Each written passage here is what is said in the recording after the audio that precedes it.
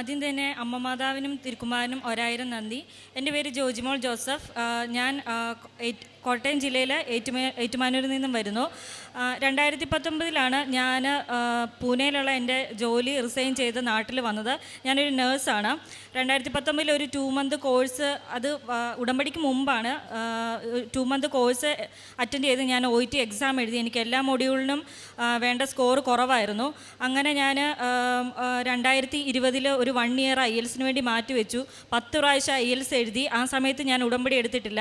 എല്ലാ പ്രാവശ്യവും എനിക്ക് എൻ്റെ കഴിവിലായിരുന്നു വിശ്വാസം കൂടുതൽ. ദൈവവിശ്വാസം കുറച്ച് കുറവായിരുന്നു. കൂടുതൽ സമയം ഞാൻ പഠിത്തത്തിൽ കോൺസെൻട്രേറ്റ് ചെയ്യുമായിരുന്നു. അങ്ങനെ ഓരോ പ്രാവശ്യം ഓരോ മൊഡ്യൂളിനും എനിക്ക് 0.5 വെച്ച് കുറവായിരുന്നു. അപ്പോൾ അടുത്ത പ്രാവശ്യം കിട്ടുമെന്നുള്ളൊരു പ്രതീക്ഷയിൽ ഞാൻ പിന്നെയും എഴുതിക്കൊണ്ടിരുന്നു.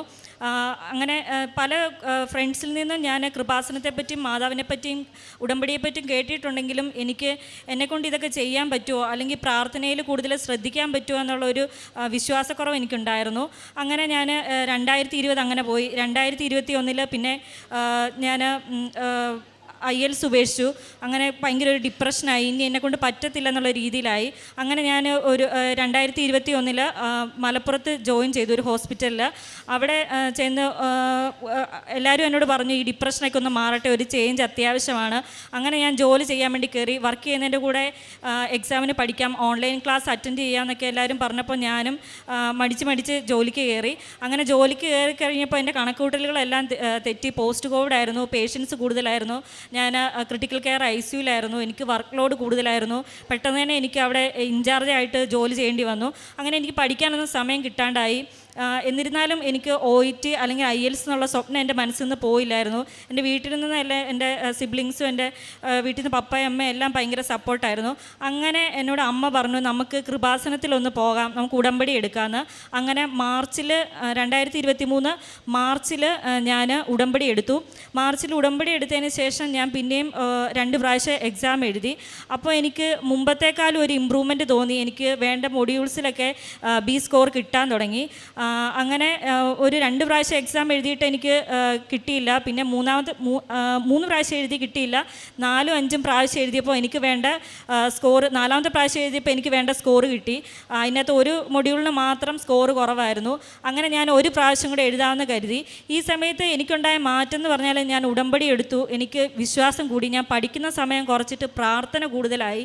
ഈവൻ ഞാൻ മലപ്പുറത്താണ്, എല്ലാവർക്കും അറിയാം പള്ളികളുടെ എണ്ണം കുറവാണ്. എന്നിരുന്നാലും എന്നെ ദൈവം അനുഗ്രഹിച്ചു. എനിക്ക് പള്ളിയിൽ പോകാൻ 2 പള്ളികളുണ്ടായിരുന്നു. 2 കാത്തലിക് ചർച്ച്, ഒരു ലാറ്റിൻ കാത്തലിക്, ഒരു RC ചർച്ച് ഉണ്ടായിരുന്നു. അങ്ങനെ ഞാൻ 2 ചർച്ചുകളിലും മാറി കുർബാനയ്ക്ക് പോകുമായിരുന്നു. എനിക്ക് 8 മണിക്കാണ് ഡ്യൂട്ടിയെങ്കിൽ ഞാൻ 7 മണിയുടെ കുർബാന കൂടും.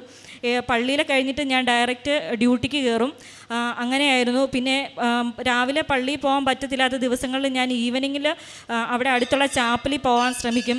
പിന്നെ രാവിലെ എഴുന്നേറ്റ് 5:30 തന്നെ എഴുന്നേറ്റ് ഞാൻ നിർബന്ധമായും പ്രത്യക്ഷീകരണ പ്രാർത്ഥനയും, വൈകിട്ട് എത്ര താമസിച്ചാണ് ഡ്യൂട്ടി 11 മണി 12 മണി 12:30 ഞാൻ സന്ധ്യാപ്രാർത്ഥന ചൊല്ലി ഞാൻ കൊന്തയും ചൊല്ലിയിട്ട് കിടന്ന ദിവസങ്ങളുണ്ട്. എന്നും തിരി കത്തിച്ച് ഞാൻ പ്രാർത്ഥിക്കുമായിരുന്നു, കരഞ്ഞ് പ്രാർത്ഥിക്കുമായിരുന്നു. ചില ദിവസങ്ങൾ കണ്ണീര് വീണ് എൻ്റെ ബൈബിൾ നനഞ്ഞ് കീറിപ്പോയിട്ടുണ്ട്. എൻ്റെ കൂടെയുള്ള എല്ലാ ഫ്രണ്ട്സും പഠിച്ച് എക്സാം എഴുതി പുറത്ത് പോയപ്പം ഞാൻ എൻ്റെ അമ്മയുടെ അടുത്ത് കരഞ്ഞിട്ടുണ്ട്. അന്ന് എൻ്റെ അമ്മ എന്നോട് പറഞ്ഞിട്ടുണ്ട്, നീ എന്തിനാ പേടിക്കുന്നത്, നിൻ്റെ അമ്മ മാതാവ് നിൻ്റെ കൂടെ ഇല്ലേ, നീ ഒരു ഡേറ്റ് വെച്ച് പ്രാർത്ഥിക്കുക, അമ്മയും പ്രാർത്ഥിക്കാമെന്ന്. ഞാൻ ഓരോ പ്രാവശ്യം എക്സാമിന് പോകുമ്പോഴും എൻ്റെ അമ്മ മെഴുകുതിരി കത്തിച്ച് അമ്മ മുട്ടുമേ നിന്ന് പ്രാർത്ഥിക്കുമായിരുന്നു, എൻ്റെ പപ്പ പ്രാർത്ഥിക്കുമായിരുന്നു. അങ്ങനെ ഞാൻ OET എക്സാം 2023 നവംബറിൽ ഞാൻ എക്സാം പാസ്സായി. നവംബർ 11 ഞാൻ എക്സാം പാസ്സായി. അതിനുശേഷം ഞാൻ കോയമ്പത്തൂരാണ് പോയി എക്സാം എഴുതിയത്. എനിക്ക് തമിഴ് പരിചയമില്ല. എൻ്റെ ഒരു ഫ്രണ്ടാണ് എൻ്റെ കൂടെ വന്നത്. അവൾക്കും തമിഴൊന്നും പരിചയമില്ല, ആദ്യമായിട്ടാണ് പുറത്തേക്ക് പോകുന്നത്. ഞാൻ പൂനെയിലാണ് വർക്ക് ചെയ്തെങ്കിലും എന്നെ മിക്കപ്പോഴും എൻ്റെ ബ്രദറോ അല്ലെങ്കിൽ അമ്മയുടെ ആങ്ങളെയൊക്കെ ആയിരിക്കും പൂനെയിൽ കൊണ്ട് വിടുന്നത്. അല്ലെങ്കിൽ ഒറ്റ ട്രെയിൻ കയറി പോകാം, അല്ലെങ്കിൽ ചിലപ്പോൾ ഫ്ലൈറ്റിന് കയറ്റി വിടും. അങ്ങനെ എനിക്ക് ദൂരയാത്ര ചെയ്തൊന്നും വലിയ പരിചയമൊന്നും ഇല്ലായിരുന്നു. ഞാൻ കോട്ടയം തന്നെ എനിക്ക് വലിയ പരിചയമില്ല. അങ്ങനെ ഞാൻ കോയമ്പത്തൂർ തന്നെ എൻ്റെ ഫ്രണ്ടിൻ്റെ കൂടെ പോയി ഞാൻ എക്സാം എഴുതി. പിന്നെ ഞാൻ CBT എക്സാം മാർച്ച് 5-ാം തീയതി ഞാൻ CBT എക്സാം എഴുതി. അന്നത്തെ അത്ഭുതം എന്ന് പറഞ്ഞാൽ 3 മണിക്കൂർ 30 മിനിറ്റുള്ള എക്സാം ഞാൻ 2 മണിക്കൂർ കൊണ്ട് എക്സാം പാസ്സായി. 3.5 മണിക്കൂറുള്ള എക്സാം 120 ക്വസ്റ്റ്യന്, അതിൻ്റെ അകത്ത് 75 ക്വസ്റ്റ്യൻ ശരിയാകണം. അപ്പം ഞാൻ മാവേലിക്കര ബീഗുഡിലാണ് പഠിച്ചത്. അപ്പം ഞാൻ പഠിച്ച സിലബസ് ഒന്നുമല്ല എക്സാം ഹാളിൽ ചെന്നിരുന്നപ്പോഴത്തേക്കും ക്വസ്റ്റ്യൻ ആയിട്ട് ഞാൻ കണ്ടത്. സിനാരി ബേസ്ഡ് ക്വസ്റ്റ്യൻസ് ആണ്. അപ്പോൾ നമ്മൾ ക്വസ്റ്റ്യൻ വായിച്ച് ആൻസർ കണ്ടുപിടിക്കണം. ആദ്യം എനിക്ക് ഇച്ചിരി ടഫായിട്ട് തോന്നി. പിന്നെ ഞാൻ എൻ്റെ മാതാവിനോട് പറഞ്ഞു, അമ്മ എനിക്ക് എങ്ങനെയെങ്കിലും ഈ ആൻസർ എല്ലാം ഒന്ന് പറഞ്ഞു തരണേ, എനിക്ക് ഒരു 75 മാർക്കിനുള്ള ആൻസർ എനിക്ക് പറഞ്ഞു തരണമെന്ന് ഞാൻ പറഞ്ഞു. ഞാൻ 2 മണിക്കൂർ കൊണ്ട് ഞാൻ എൻ്റെ എക്സാം കംപ്ലീറ്റ് ചെയ്തു. 1-2 ക്വസ്റ്റ്യൻസ് സ്കിപ്പ് ചെയ്തായിരുന്നു, അതും എനിക്ക് ആ ഒരു 2 മണിക്കൂർ കൊണ്ട് ചെയ്ത് തീർക്കാൻ പറ്റി. 1.5 മണിക്കൂർ മുമ്പ് ഞാൻ എക്സാം കഴിഞ്ഞ്, അത്രയും നേരത്തെ ഇറക്കി വിടാൻ പറ്റത്തില്ലാത്തതുകൊണ്ട് അവർ ഒരു അരമണിക്കൂറും കൂടെ എന്നെ ഇരുത്തി. 1 മണിക്കൂറിന് മുമ്പ് ഞാൻ എക്സാം കഴിഞ്ഞ് ഇറങ്ങി. പിന്നെ ഇതെല്ലാം കഴിഞ്ഞിട്ട് എൻ്റെ പ്രോസസ്സിങ് ഫാസ്റ്റായിട്ട് നടന്നു. പക്ഷേ എനിക്ക് ഇൻ്റർവ്യൂ കിട്ടുന്നില്ലായിരുന്നു. 1-2 ഇൻ്റർവ്യൂ വന്നു, അതിലൊന്നും ഞാൻ സെലക്ട് ആയില്ല. പിന്നെ ഒരു ഇൻ്റർവ്യൂ വന്നെന്ന് പറഞ്ഞാൽ വെയിൽസിൻ്റെ ഒരു ഇൻ്റർവ്യൂ ആണ്. അതൊരു 6 മാസം കഴിഞ്ഞ്, അതായത് UK എല്ലാം ക്ലോസ് ആയിരുന്നു, 6 മാസം എല്ലാം കഴിഞ്ഞ് ആണ് ആ ഇൻ്റർവ്യൂ വന്നത്. അപ്പം 2220 വേക്കൻസിയാണ് ആകെ ഉള്ളത്. അതിൻ്റെ അകത്ത് 2500 ആപ്ലിക്കേഷൻസ് വന്നു. അപ്പോൾ എനിക്ക് കിട്ടത്തില്ല എന്ന് തന്നെ ഞാൻ ഉറച്ചു, ഞാൻ കൊടുക്കുന്നില്ല എന്ന് വിചാരിച്ചു. അപ്പോൾ എൻ്റെ ഒരു ഫ്രണ്ട് പറഞ്ഞു അപ്ലൈ ചെയ്യാൻ പറഞ്ഞു. അങ്ങനെ ഞാൻ അമ്മമാതാവ് ഞാൻ പ്രത്യക്ഷീകരണ പ്രാർത്ഥന ഇരുന്ന് ചൊല്ലി എനിക്ക് ഇനി ഒരു 5-6 മണി വരെ ഉള്ളൂ ലാസ്റ്റ് ആപ്ലിക്കേഷൻ സബ്മിറ്റ് ചെയ്യാൻ ടൈം. അങ്ങനെ ഞാൻ പ്രത്യക്ഷീകരണ പ്രാർത്ഥനയും സായന പ്രാർത്ഥനയും ഇരുന്ന് ചൊല്ലിയിട്ട് ഞാൻ ആപ്ലിക്കേഷൻ സബ്മിറ്റ് 5:55 ആയപ്പോൾ ഞാൻ ആപ്ലിക്കേഷൻ സബ്മിറ്റ് ചെയ്തു. അങ്ങനെ എൻ്റെ പേര് ഷോർട്ട് ലിസ്റ്റ് വന്നപ്പോൾ എൻ്റെ പേര് അതിലുണ്ടായിരുന്നു. പിന്നെ ഞാൻ ഇൻ്റർവ്യൂ അറ്റൻഡ് ചെയ്യാൻ വേണ്ടി പോയ സമയത്ത് എനിക്ക് ഒരു പ്രതീക്ഷയില്ലാതെയാണ് ഞാൻ ഇൻ്റർവ്യൂ അറ്റൻഡ് ചെയ്യാൻ വേണ്ടി പോയത്. പക്ഷേ ആ 220 പേരിൽ ഒരാളായി എൻ്റെ അമ്മമാതാവ് എന്നെ തിരഞ്ഞെടുത്തു. ഇൻ്റർവ്യൂവിന് പോയ സമയത്താണെങ്കിലും അമ്മ എൻ്റെ നെറ്റിയിൽ ഉടമ്പടി എണ്ണ എൻ്റെ നെറ്റിയിൽ തൂത്ത് തന്നു. പിന്നെ അമ്മ ഒരു നുള്ളു ഉപ്പ് എൻ്റെ കയ്യിൽ തന്നിട്ട് പറഞ്ഞു, നീ ഇൻ്റർവ്യൂവിന് കയറുന്നതിന് മുമ്പ് ആ റൂമിൻ്റെ ഫ്രണ്ടിൽ ഇട്ടിട്ട് കയറണം എന്ന് പറഞ്ഞു. അങ്ങനെ ഞാൻ ഇൻ്റർവ്യൂവിന് കയറുന്നതിന് മുമ്പ് റൂമിൻ്റെ ഫ്രണ്ടിൽ ഉപ്പിട്ടിട്ടാണ് ഇൻ്റർവ്യൂ അറ്റൻഡ് ചെയ്യാൻ വേണ്ടി കയറിയ സമയത്ത് അവരെ കണ്ടു കഴിഞ്ഞപ്പോഴത്തേക്കും എനിക്ക് മൊത്തം വെപ്രാളമായിപ്പോയി. കാരണം നമ്മൾ പ്രാക്ടീസ് ചെയ്യുന്ന ഒരു ഇംഗ്ലീഷോ അല്ലെങ്കിൽ സംസാരിക്കുന്ന ഒരു ഇംഗ്ലീഷോ അല്ല, കുറച്ചൊരു വെയിൽസ് ആയതുകൊണ്ട് കുറച്ചൊരു വെൽഷ് കലർന്ന ഒരു ഇംഗ്ലീഷാണ്. പക്ഷേ എനിക്ക് നന്നായിട്ട് അറ്റൻഡ് ചെയ്യാൻ പറ്റി, നന്നായിട്ട് പെർഫോം ചെയ്യാൻ പറ്റി. അങ്ങനെ ഞാനത് സെലക്റ്റായി. അങ്ങനെ അമ്മമാതാവിൻ്റെയും തിരുക്കുമാരൻ്റെ അനുഗ്രഹത്തോടെ എനിക്ക് എൻ്റെ 5 വർഷം കൊണ്ടുള്ള ഒരു UK എന്നുള്ള സ്വപ്നം എനിക്ക് സാക്ഷാത്കരിക്കാൻ പറ്റി. അങ്ങനെ എൻ്റെ വിസ വന്നു, എയർ ടിക്കറ്റ് വന്നു. ഞാൻ ഈ 13-ാം തീയതി ഞാൻ പോവുകയാണ്. കൊച്ചിയിൽ നിന്നാണ് പോകുന്നത്. ഈ സമയങ്ങളിലൊക്കെ എനിക്ക് വന്ന ഒരു വലിയ മാറ്റം എന്ന് പറഞ്ഞാൽ ഞാൻ പ്രാർത്ഥനയ്ക്ക് കൂടുതൽ സമയം കൊടുത്തു. പഠിത്തത്തിൽ കൂടുതൽ ശ്രദ്ധിച്ച് എൻ്റെ കഴിവിൽ വിശ്വസിച്ചപ്പം എനിക്ക് ഓരോ പ്രാവശ്യവും എന്നെ അത് തിരിച്ചറിയിക്കാൻ വേണ്ടിയാണ് ഒരു 0.5 വെച്ച് എനിക്ക് പോയിക്കൊണ്ടിരുന്നത്. അല്ലെങ്കിൽ ഒരു B കിട്ടേണ്ടടുത്ത് എനിക്കൊരു C+ വന്നത്. അപ്പോൾ കൂടുതൽ പ്രാർത്ഥിക്കാൻ തുടങ്ങി, കുർബാന പങ്കെടുക്കാൻ തുടങ്ങി, മറ്റുള്ളവരെ സഹായിക്കാൻ തുടങ്ങി. എനിക്ക് ദേഷ്യം വരേണ്ട സമയത്ത് ദേഷ്യം മാറ്റി വെച്ച് മറ്റുള്ളവരോട് സ്നേഹത്തോടെ സംസാരിക്കാൻ തുടങ്ങി. അപ്പോൾ എൻ്റെ ജീവിതത്തിൽ എനിക്ക് വലിയ മാറ്റങ്ങൾ വന്നു. എൻ്റെ സ്വപ്നങ്ങൾ എൻ്റെ അമ്മമാതാവും എൻ്റെ ഈശോയും എനിക്ക് സാധിച്ചു തന്നു. പിന്നെ ഞാൻ സമയം കിട്ടുമ്പോഴത്തേക്കും ഒക്കെ മറ്റുള്ളവരോട്, അതിപ്പോൾ മലപ്പുറം ആയതുകൊണ്ട് തന്നെ മുസ്ലിം സുഹൃത്തുക്കൾ എനിക്ക് കൂടുതലായിരുന്നു.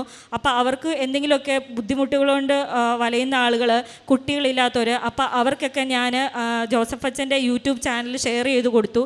അത് കാണാൻ പറഞ്ഞു. അവരൊക്കെ വലിയ ഇൻട്രസ്റ്റോടെയാണ് അവരതൊക്കെ കാണുകയുണ്ടായി.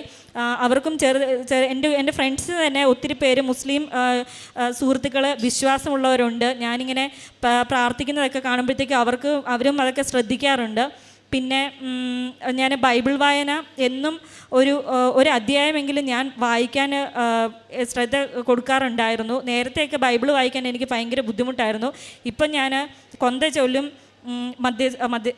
സായന പ്രാർത്ഥന അല്ലെങ്കിൽ പ്രത്യക്ഷീകരണ പ്രാർത്ഥന ചൊല്ലും. പിന്നെ അതിൻ്റെ കൂടെ തന്നെ ബൈബിളും വായിക്കും. അതെൻ്റെ ഒരു ജീവിതത്തിൻ്റെ ഒരു ഭാഗമായി മാറിയപ്പോൾ എൻ്റെ ജീവിതത്തിൽ വലിയ മാറ്റങ്ങൾ സംഭവിച്ചു. എല്ലാത്തിനും എൻ്റെ മാതാവിനും നന്ദി. പിന്നെ ഉള്ളതെന്ന് പറഞ്ഞാൽ എൻ്റെ ചേട്ടനും ചേച്ചിയും അവരുടെ കുഞ്ഞും UK യിലാണ്. അവർ അവിടെ വാടകയ്ക്കാണ് താമസിച്ചുകൊണ്ടിരുന്നത്. അപ്പോൾ വാടകയായിട്ട് നല്ലൊരു തുക പോവും. അപ്പോൾ ഞങ്ങൾ അങ്ങോട്ട് ഉടമ്പടിയിലെ ഒരു നിയോഗമായിരുന്നു അവർക്ക് സ്വന്തമായ ഒരു വീട്. ഈ കഴിഞ്ഞ ദിവസം അവർക്ക് സ്വന്തമായിട്ടൊരു വീട് മേടിക്കാൻ പറ്റി. ഞാനിപ്പോൾ പോകാൻ പോകുന്നത് അവരുടെ അടുത്ത് നിന്ന് ഒരു 20-25 മിനിറ്റ് ദൂരം കാണുകയുള്ളൂ. അവരുടെ അടുത്തോട്ട് തന്നെ എനിക്ക് പോകാൻ പറ്റി. കാരണം ഞാനെങ്ങും താമസിച്ചിട്ടില്ല, യാത്ര ചെയ്തിട്ടില്ല. അപ്പോൾ അവിടെ ചെല്ലുമ്പോഴത്തേക്കും അവരെനിക്ക് കൂട്ടുണ്ടാവും. അതൊക്കെ മാതാവിൻ്റെ വലിയൊരു അനുഗ്രഹമാണ്. കാരണം എനിക്ക് വേറെ എവിടെയെങ്കിലും കിട്ടുമായിരുന്നെങ്കിൽ ഞാൻ തന്നെ അവിടെ പോയി നിൽക്കേണ്ടി വരും. എനിക്ക് ആരും പരിചയമില്ല. ഞാൻ ഇതുവരെ അങ്ങനെ തന്നെ ഒരു കാര്യം ചെയ്തിട്ടില്ല. എപ്പോഴും അവരെല്ലാത്തിനും അവരോട് ഇങ്ങനെ എന്തെങ്കിലുമൊക്കെ ഹെൽപ്പ് ചോദിച്ചുകൊണ്ടിരിക്കും. അതൊക്കെ ദൈവത്തിൻ്റെ ഒരു വലിയ അനുഗ്രഹമായിട്ടാണ് എനിക്ക് തോന്നിയത്. പിന്നീട് ഞങ്ങൾക്ക് വീടും ഞങ്ങളുടെ വീടിരിക്കുന്ന സ്ഥലം വീട് ഒക്കെ ഞങ്ങളുടെ പേരിൽ എഴുതി കിട്ടിയിട്ടില്ലായിരുന്നു. അത് വലിയൊരു പ്രശ്നത്തിൽ കിടക്കുമായിരുന്നു. അത് ഞങ്ങളുടെ ഉടമ്പടിയിലെ ഒരു നിയോഗമായിരുന്നു. ഈ ഉടമ്പടി എടുത്ത് പ്രാർത്ഥിച്ചതിൻ്റെ ഫലമായിട്ട് ഒരു 6 മാസം മുമ്പ് അത് ഞങ്ങളുടെ പേരിൽ രജിസ്റ്റർ ചെയ്യാൻ പറ്റി. അപ്പോൾ എനിക്ക് ഒത്തിരി അനുഗ്രഹങ്ങൾ, ഞാൻ ഉടമ്പടി വെച്ച് പ്രാർത്ഥിച്ച എല്ലാം തന്നെ എനിക്ക് സാധിച്ചു കിട്ടിയിട്ടുണ്ട്. അതെല്ലാം ഈ കൃപാസനത്തിൽ വന്ന് ഈ ഉടമ്പടി എടുത്ത് പ്രാർത്ഥിച്ചതിന് ശേഷം മാത്രമാണ്. എല്ലാവരോടും എനിക്ക് പറയാനുള്ളത്, അമ്മ മാതാവിൽ വിശ്വാസം അർപ്പിച്ച് പ്രാർത്ഥിക്കുകയാണെങ്കിൽ നമുക്ക് സാധിച്ച് കിട്ടത്തില്ലാത്തതായിട്ട് ഒന്നും തന്നെ ഇല്ല. ജോബിൻ്റെ പുസ്തകത്തിൽ നിന്ന് 23-ാം അധ്യായം 10 മുതൽ 12 വരെ തിരുവചനങ്ങൾ. എൻ്റെ വഴി അവിടുന്ന് അറിയുന്നു, അവിടുന്ന് എന്നെ പരീക്ഷിച്ച് കഴിയുമ്പോൾ ഞാൻ സ്വർണം പോലെ പ്രകാശിക്കും. എൻ്റെ പാദങ്ങൾ അവിടുത്തെ കാൽപ്പാടുകളിൽ ഞാൻ ഉറപ്പിച്ചു.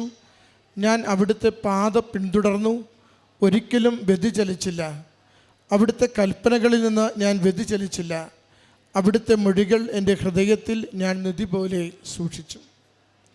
ജോജുമോൾ എന്ന ഈ മകൾ പരിശുദ്ധ കൃപാസന മാതാവിൻ്റെ തിരുസന്നിധിയിൽ വലിയ സന്തോഷത്തോടുകൂടി ജീവിതത്തിൽ ലഭിച്ച അനുഗ്രഹങ്ങളെ എണ്ണിപ്പറഞ്ഞ് നന്ദി പറയുകയാണ്.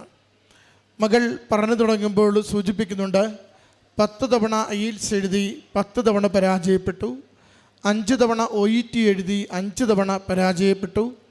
അതിനുശേഷം കൃപാസനത്തെക്കുറിച്ച് അറിയുമ്പോഴാണ് മകൾ ഇവിടെ വന്ന് ഉടമ്പടി എടുത്ത് ജീവിതം തുടങ്ങുന്നത്. മകളുടെ വാക്കുകളിൽ ആദ്യം സൂചിപ്പിച്ചിരുന്നു, എനിക്ക് ഇംഗ്ലീഷ് നന്നായി അറിയാം, എൻ്റെ കഴിവിൽ എനിക്ക് നല്ല വിശ്വാസമുണ്ട്, അതുകൊണ്ട് ഓരോ തവണ ഞാൻ പരീക്ഷയ്ക്ക് പോകുമ്പോഴും ഇപ്പോൾ ജയിക്കും എന്ന് കരുതിയാണ് പോയിക്കൊണ്ടിരുന്നത്.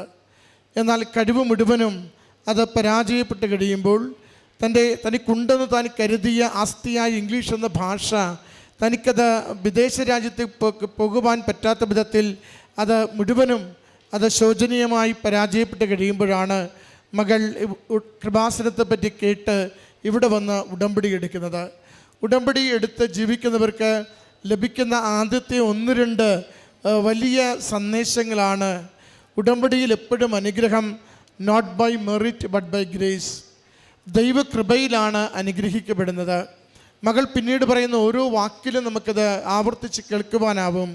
എൻ്റെ ജീവിതം തന്നെ മാറി മറിഞ്ഞു. പഠനത്തിന് പകരം പ്രാർത്ഥനയ്ക്ക് ഞാൻ പ്രഥമ സ്ഥാനം നൽകി. മറ്റുള്ളവർക്ക് നന്മ ചെയ്യുവാൻ ഞാൻ സമയം കണ്ടെത്തി.